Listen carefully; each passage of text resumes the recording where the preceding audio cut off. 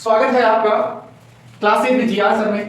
ठीक है, आज आपके लिए वीडियो नया अपना क्वेश्चन सीरीज नोट से 2023 के लिए चलाई जा रही है, उसका नया वीडियो है। देखते हैं इसका क्वेश्चन नंबर फर्स्ट क्या कहता है। क्वेश्चन नंबर फर्स्ट कहता है, a client is diagnosed with hypovolaemia following surgery evidence by low BP and tachycardia. The physician order albumin 5% 500 ml IV. The nurse knows of this medication cause a change in, पहला option दे रखा है hydrostatic pressure, दूसरा option दे रखा है colloidal osmotic pressure, तीसरा option दे रखा है पेरिफेरल कैपिलरी प्रेशर और चौथा ऑप्शन दे रखा है सेंट्रल वेनस प्रेशर। सोचिए इसका आंसर क्या जाएगा, फिर देखते हैं इसका सॉल्यूशन।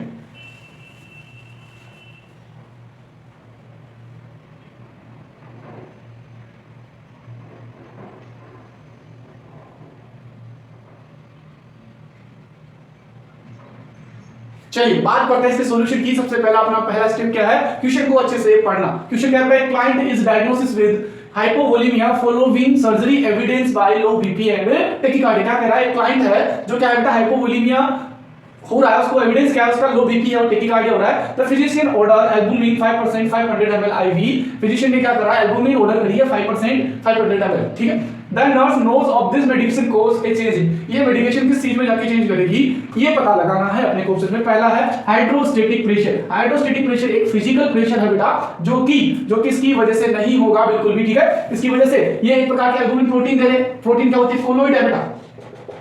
कोलोइडल क्या है बेटा, कोलोइडल पार्टिकल एक प्रकार। ठीक है, प्रोटीन कोलोइडल पार्टिकल है तो हाइड्रोस्टेटिक प्रेशर बिल्कुल भी अफेक्ट नहीं करेगा। बात करते हैं कोलोइडल ऑस्मोटिक प्रेशर। बिल्कुल क्या करती है protein, albumin protein colloidal osmotic pressure को क्या करेगी, चेंज करेगी, जाके बढ़ा देगी। क्या कर देगी, कोलोइडल ऑस्मोटिक प्रेशर को बढ़ा देगी, जिससे कि ब्लड वेसल्स के अंदर फ्लूइड आएगा और ये बीपी क्या होगा यहाँ का ऑस्मोटिक प्रेशर बढ़ जाएगा कोलोइडल, और फ्लूइड खींच के कहां आएगा बेटा, वेस्कुलर कंपार्टमेंट में आएगा, जिसकी वजह से बीपी क्या होगा, बढ़ेगा, नॉर्मल की तरफ जाएगा। तो ये ऑप्शन बिल्कुल सही है। और देख लेते हैं पेरिफेरल कैपिलरी प्रेशर, इसका से कोई लेना देना नहीं है, कैपिलरी प्रेशर नहीं मेंटेन करता। सेंट्रल वेनस प्रेशर ये भी चेंज होगा, पर मेनली ये चेंज किसमें करेगा बेटा, कोलोइडल ऑस्मोटिक प्रेशर के अंदर चेंज करेगा। तो आंसर क्या जाएगा इसका, सेकंड। अब देखते हैं नेक्स्ट क्वेश्चन।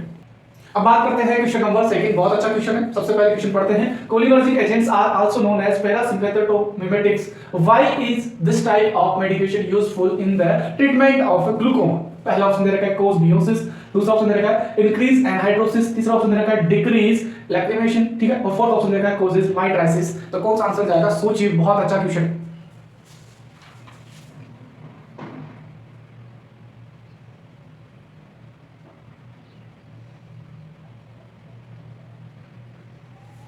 चलिए बात करते हैं इस क्वेश्चन के आंसर की। क्वेश्चन का आंसर क्या होगा, पहले क्वेश्चन को अच्छे से पढ़ेंगे तब पता चलेगा। ठीक है, तो cholinergic agent are also known as parasympathomimetic. एक कांसेप्ट यहीं से मिल रहा है कि कोलिनर्जिक जो एजेंट्स होते हैं वो पैरासिम्पैथेटोमिमेटिक होते हैं, क्योंकि एसिटाइलकोलिन होता है ना बेटा, जो एसिटाइलकोलिन होता है वो ही पैरासिम्पैथेटिक की इफेक्टर साइट का न्यूरोट्रांसमीटर होता है। पैरासिम्पैथेटिक की इफेक्टर साइट का न्यूरोट्रांसमीटर होता है, यानी प्री गैंग्लियोनिक न्यूरॉन्स और पोस्ट गैंग्लियोनिक न्यूरॉन दोनों जगह क्या आता है, एसिटाइलकोलिन आता है। उसी की वजह से सिंपैथेटिक सिस्टम अपना एक्ट कर पाता है, इसीलिए इसको क्या बोला जा रहा है, पैरासिम्पैथेटोमिमेटिक्स बोला जा रहा है। Why is this type of medication useful in treatment of glaucoma में ये कैसे हेल्प करेगी, यानी कि कोलिनर्जिक मेडिसिन दे रहे हैं तो क्या करेगी, पैरासिम्पैथेटिक फंक्शन करेगी। ठीक है, तो पैरासिम्पैथेटिक फंक्शन होता है तो क्या होता है बेटा, प्यूपिल क्या होता है, प्यूपिल होता है कॉन्स्ट्रिक्ट। प्यूपिल क्या होता है, कॉन्स्ट्रिक्ट, और प्यूपिल कॉन्स्ट्रिक्ट करने वाली मेडिसिन होती है क्या कहलाती है बेटा, मियोसिस कहलाता है। प्यूपिल का कॉन्स्ट्रिक्ट होना और प्यूपिल का डायलेट होना कहलाता है माइट्राइसिस। तो प्यूपिल जब कॉन्स्ट्रिक्ट होता है, प्यूपिल जब कॉन्स्ट्रिक्ट होता है तो इंट्राओकुलर फ्लूइड का मूवमेंट अच्छे से हो जाता है। ग्लूकोमा में क्या देखने को मिलता है बेटा, इंट्राओकुलर फ्लूइड में ही कुछ गड़बड़ी देखने को मिलती है, उसका प्रोडक्शन या फ्लो में गड़बड़ी हो जाती है। तो जब प्यूपिल कॉन्स्ट्रिक्ट हो रहा है उसकी वजह से इंट्राओक्यूलर फ्लूइड का क्या हो रहा है बेटा, मूवमेंट अच्छे से हो रहा है, जिसकी वजह से प्रेशर कम होगा, तो ग्लूकोमा वाली कंडीशन क्या होगी, ठीक होगी। तो क्या है बेटा, प्यूपिल के कॉन्ट्रैक्शन की वजह से क्या होगा, ये फ्लो अच्छे से होगा, जिससे ग्लूकोमा के ट्रीटमेंट में क्या यूज लिया जाता है, कोलिनर्जिक एजेंट्स लिया जाता है, क्योंकि इनका इफेक्ट होता है क्या, प्यूपिल को कॉन्स्ट्रिक्ट करवाते हैं, और प्यूपिल को कॉन्स्ट्रिक्ट करने वाले इफेक्ट को क्या कहा जाता है बेटा, मियोसिस, और डायलेट करने वाले इफेक्ट को कहा जाता है माइट्राइसिस। तो कोलिनर्जिक क्या करते हैं, मियोसिस कोज करवाते हैं, यानी कि प्यूपिल का कॉन्स्ट्रिक्शन करवाते हैं। तो आंसर जाएगा ए। क्या है बेटा, इंक्रीज एनहाइड्रोसिस, दूसरा ऑप्शन देखते हैं। एनहाइड्रोसिस का मतलब एब्सेंस ऑफ स्वेटिंग, स्वेटिंग का कम हो जाना, जबकि पैरासिम्पैथेटिक तो ये ड्रग जब काम करेगी तो पैरासिम्पैथेटिक की वजह से तो बाढ़ आती है बेटा, यानी सिक्रेशंस बढ़ जाते हैं, तो स्वेटिंग बढ़नी चाहिए, तो ऐसा नहीं हो रहा, ये तो गलत है। फिर होता है डिक्रीज लैक्रिमेशन, डिक्रीज लैक्रिमेशन नहीं, आंसू का प्रोडक्शन बढ़ता है, टीयर का प्रोडक्शन बढ़ता है जब पैरासिम्पैथेटिक एक्टिव होता है, तो ये भी गलत है। कोज माइट्राइटिस, माइट्राइटिस कोज करता है सिंपैथेटिक सिस्टम की वजह से होता है, ठीक है, तो माइट्राइटिस भी नहीं कर रही है, तो आंसर क्या जा रहा है इसका, बिल्कुल सही आंसर है मियोसिस, कॉन्सेप्ट आपको मैंने बता दिया। देखते हैं नेक्स्ट क्वेश्चन। अब बात करते हैं क्वेश्चन नंबर 3 की, बहुत अच्छा क्वेश्चन है। सबसे पहले पढ़ते हैं क्वेश्चन क्या कह रहा है बेटा।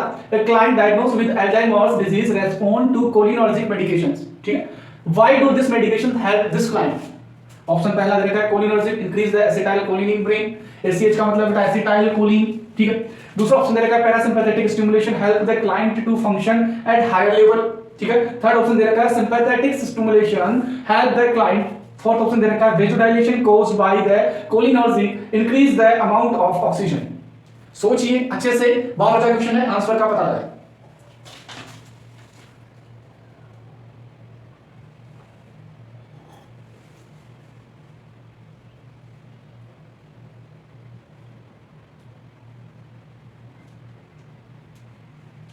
चलिए बात करते हैं इसके सॉल्यूशन की। क्वेश्चन क्या है, सबसे पहला स्टेप अपना, client diagnose with Alzheimer's disease respond to cholinergic drugs. Cholinergic drugs कौन सी होती है, कोलिनर्जिक मेडिकेशन कौन सी होती है, जो कोलिनर्जिक यानी कि एसिटाइलकोलिन का लेवल इंक्रीज करवाए, ऐसी ड्रग्स क्या कहलाती है बेटा, एसीएच का लेवल इंक्रीज करवाए, ऐसी ड्रग्स क्या कहलाती है, कोलिनर्जिक ड्रग्स, ठीक है। बात करते हैं why do this medication help this client, Alzheimer का क्लाइंट है, तो सबसे पहले पता होना चाहिए अल्जाइमर वाली कंडीशन में क्या होता है। अल्जाइमर वाली कंडीशन में होता है बेटा एसिटाइलकोलिन डिक्रीज हो जाता है, क्या हो जाता है, एसिटाइलकोलिन डिक्रीज देखने को मिलता है, एसीएच क्या हो जाता है इस कंडीशन में, डिक्रीज हो जाता है। तो पहला ऑप्शन दे रखा है कोलिनर्जिक इंक्रीज है एसिटाइलकोलिन, बिल्कुल सही बात है। ब्रेन के अंदर कोलिनर्जिक क्या करेगी, एसीएच को बढ़ाएगी, क्योंकि कोलिनर्जिक का काम ही क्या है बेटा, एसीएच को बढ़ाना। तो इस ऑप्शन को छोड़ते हैं, आगे वाला ऑप्शन कोई और अच्छा हो उसके ऊपर चलते हैं। दूसरा है parasympathetic stimulation help the client function at high level, माना कि कोलिनर्जिक क्या करती है, पैरासिम्पैथेटिक स्टिमुलेशन करेगी, पर वो अल्जाइमर के पेशेंट के लिए कोई भी हेल्प नहीं करेगा, तो ये ऑप्शन बिल्कुल गलत है। फिर बात करते हैं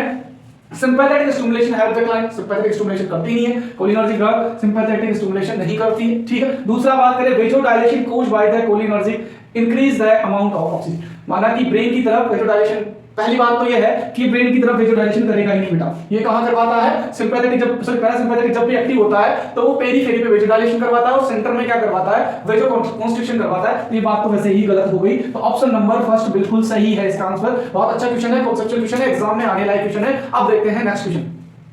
क्वेश्चन नंबर 40 बहुत अच्छा क्वेश्चन है, कॉन्सेप्चुअल क्वेश्चन है। क्वेश्चन क्या कह रहा है, bronchodilators are classified adrenergic drugs, in addition to this classification bronchodilators work by stimulation which receptor, ठीक है। पहला ऑप्शन दे रखा है अल्फा 1 एडनर्जिक रिसेप्टर साइट, दूसरा ऑप्शन दे रखा है alpha 2 adrenergic receptor site, third option दे रखा है बीटा 1 एडनर्जिक रिसेप्टर साइट और फोर्थ ऑप्शन दे रखा है बीटा 2 एडनर्जिक रिसेप्टर साइट। इसकी मैं ट्रिक भी बताऊंगा, अभी आपको सोचना है आंसर क्या जाएगा, फिर देखते हैं क्या है इसकी ट्रिक।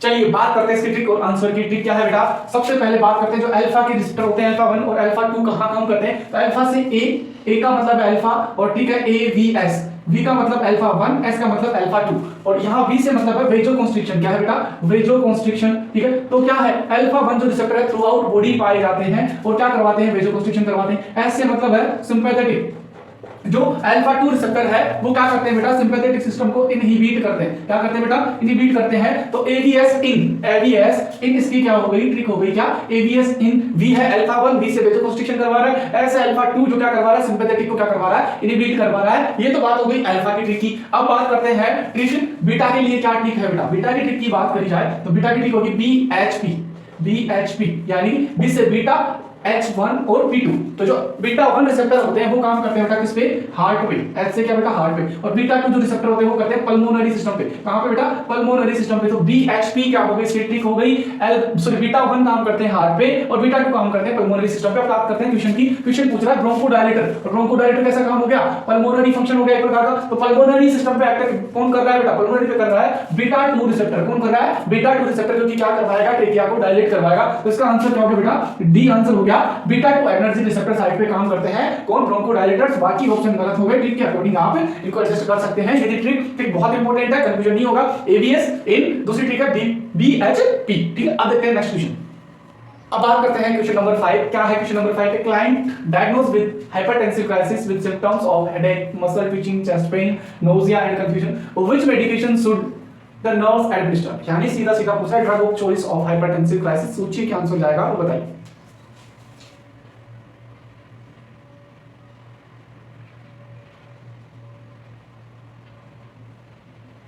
चलिए बात करते हैं सॉल्यूशन की। सीधा सा क्वेश्चन है कि हाइपरटेंसिव क्राइसिस की ड्रग ऑफ चॉइस क्या होती है बेटा? Sodium nitrate.